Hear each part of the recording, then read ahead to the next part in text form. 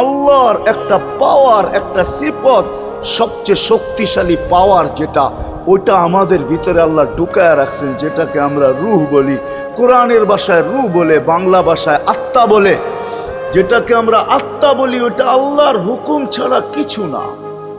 আল্লাহ বলে ওটা মনে করে নাও আমি তোমার ভিতরে আছি, কেন এটা আমারই জিনিস। কুলির রূহ মিন আমরি রাব্বি, আমাকে পৃথক করলে আর তুমি থাকবে না। তখন তোমার চক্ষু থাকবে আইন লা তানজুর, তোমার চক্ষু থাকবে দেখবে না। উদুন লা তাসমা, কান থাকবে শুনবে না।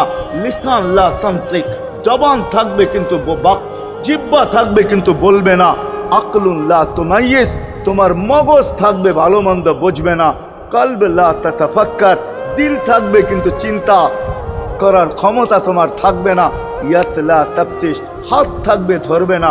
রিজল লা তামশি, পাও থাকবে চলবে না। তুমি হবে লাশ।